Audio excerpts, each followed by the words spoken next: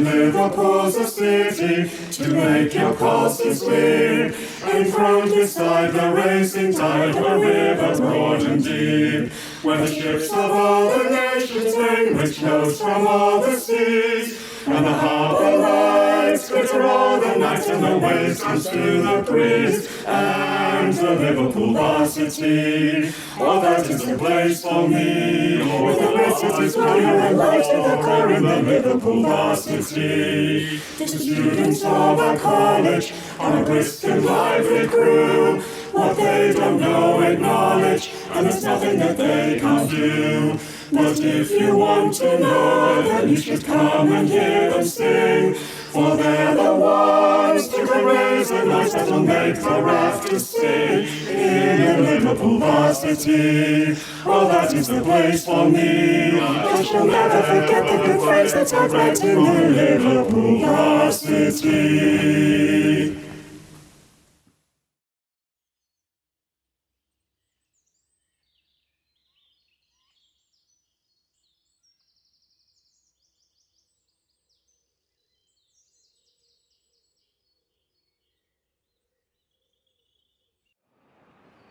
You see me now, see what I am.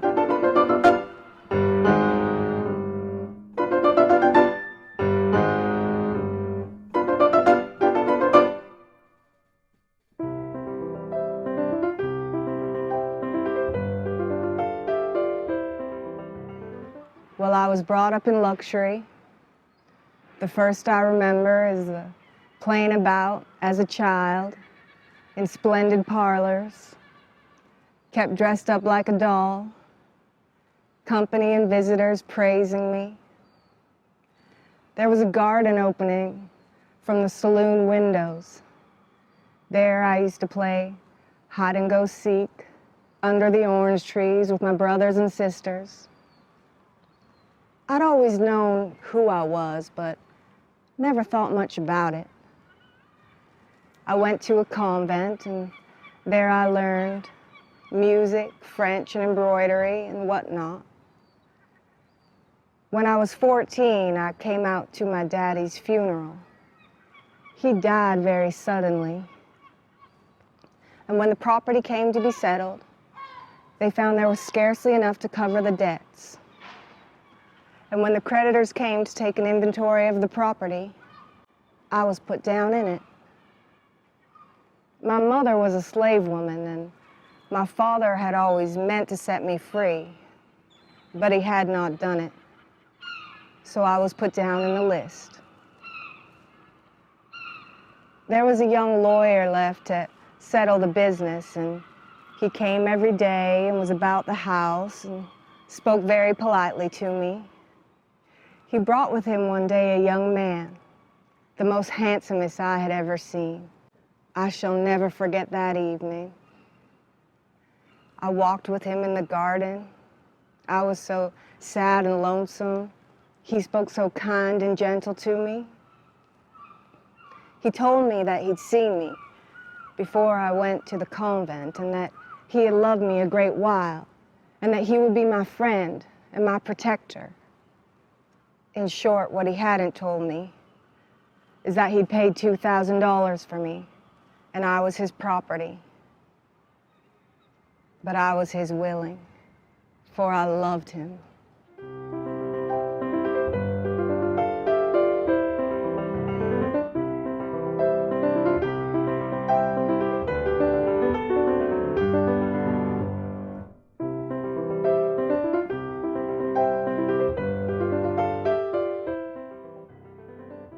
Loved. Oh, how I did love that man. I loved him better than God and my own soul. I only wanted one thing. I did want him to marry me. I thought if he loved me, as he said he did, and I was what he seemed to think I was, then he would be willing to marry me and set me free. But he convinced me that would be impossible, and told me that if we were only faithful to each other, it was marriage before God.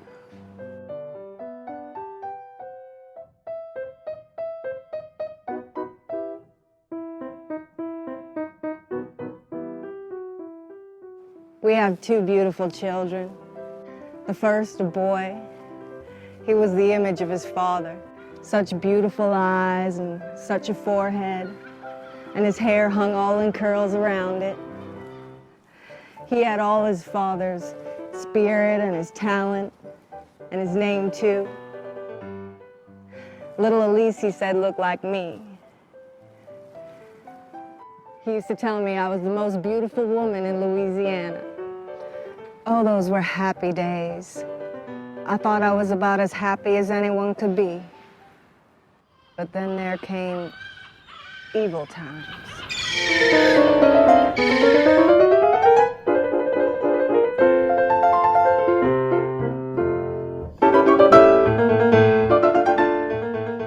He had a cousin come to New Orleans, and I couldn't tell why, but from the first time I saw him, I dreaded him, for I felt sure he would bring misery on us. He introduced Henry to another lady, and I soon saw that his heart was gone from me. He never told me, but I saw it. I knew it. Day after day, I felt my heart breaking, but I couldn't say a word. At last, that wretch offered to buy me and the children off Henry to clear his gambling debts that stood in the way of him marrying the other lady. And he sold us.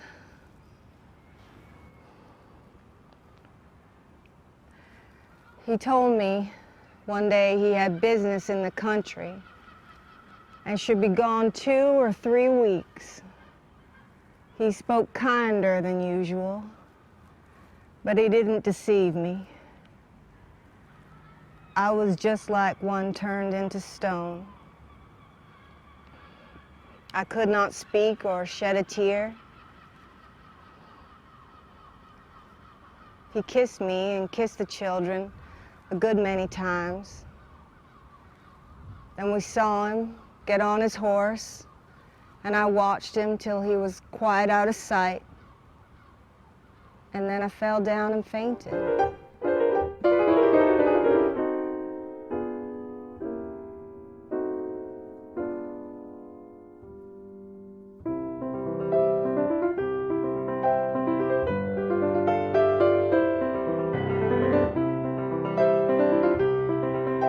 Then he came, the cursed wretch, came to take possession. He told me he'd bought me and the children. He showed me the papers. I cursed him before God and said I'd sooner die than live with him. "Just as you please," said he. "But if you don't act reasonably, I'll sell both your children where you shall never see them again." I gave up, for my hands were tied. He had my children. Whenever I resisted his will anywhere, he would talk about selling them. And he made me as submissive as he desired. He was very hard to the children. I used to live in daily fear. I tried to make the children respectful. I tried to keep them apart, but it was no use, none. He sold them both. One day, when I came home from riding, I looked all over the house, and I called, and they were gone. He told me he'd sold them, showed me the money, the price of their blood. And then it seemed as if all good had forsaken me.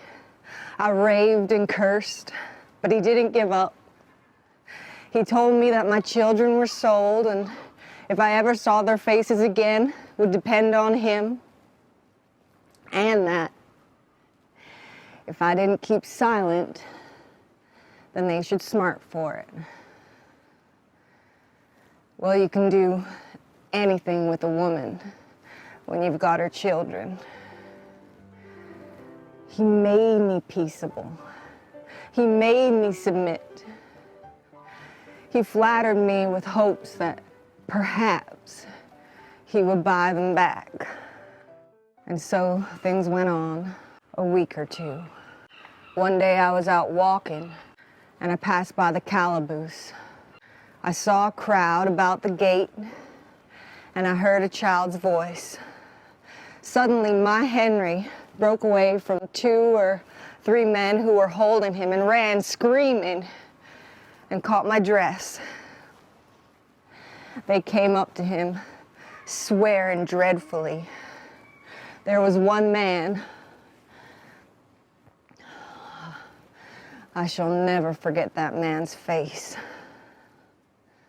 That child screamed and looked in my face and held on to me so that when they tore him off, they tore the skirt off my dress half away. They carried him off screaming.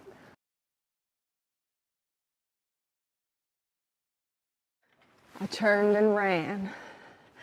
Every step I heard him scream. Back to the house, all out of breath, into the parlor, and I found the man butler. I begged him to intervene, but he only laughed. What did I expect? He asked. Look here.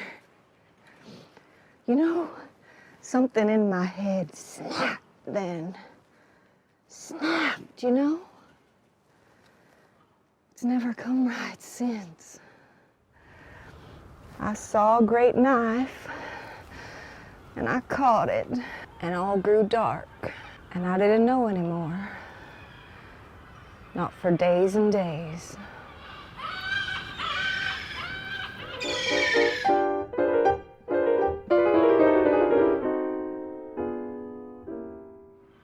I didn't mean to get well, and hoped I shouldn't. But in spite of me, the fever wore off, and I grew healthy, and finally got up. Then they used to dress me up every day. Gentlemen would come and stand and smoke their cigars, look at me, ask me questions, and debate my price. I was so silent and gloomy that none of them wanted me. They threatened to whip me if I wasn't gayer and didn't take some pains to make myself agreeable. At length one day came a gentleman named Captain Stewart. He was very kind to me. He had a splendid plantation and he took me to it. In the course of a year, I had a son born. Oh, that child, how I loved it. How just like my poor Henry the little thing looked. But I had made up my mind. Yes, I had. So when the little fella was 2 weeks old, I took him in my arms and I gave him laudanum.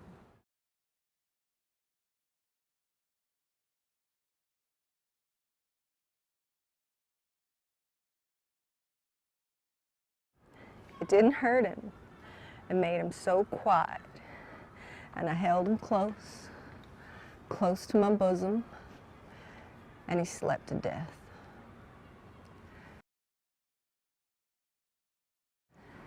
And I'm not sorry now.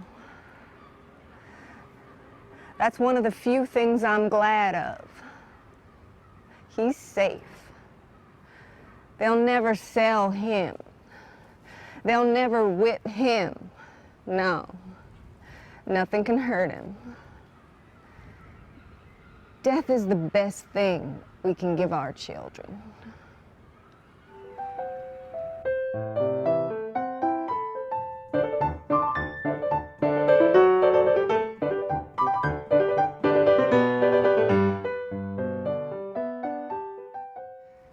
tell me there's a God that looks down and sees all these things. Maybe it's so. The sisters used to tell me of a day of judgment, a day when everything would come to light. Won't there be vengeance then? They think it's nothing that we suffer, nothing that our children suffer. It's a small matter. Yet I walk the streets with enough misery in my one heart to sink the city.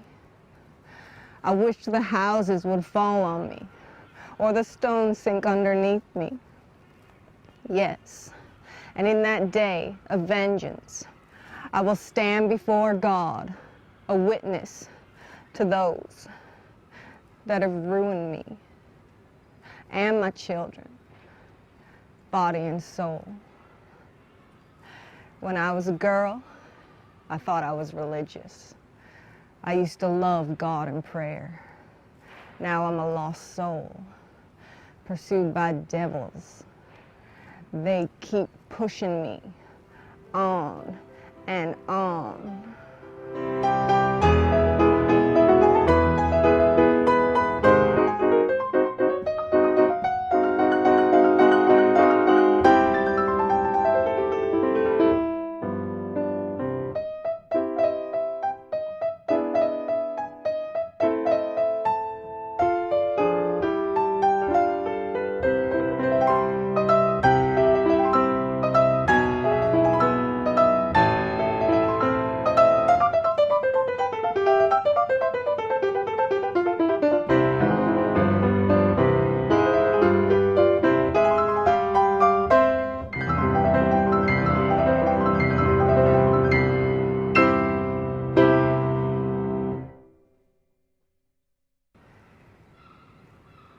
Can I do anything more for you?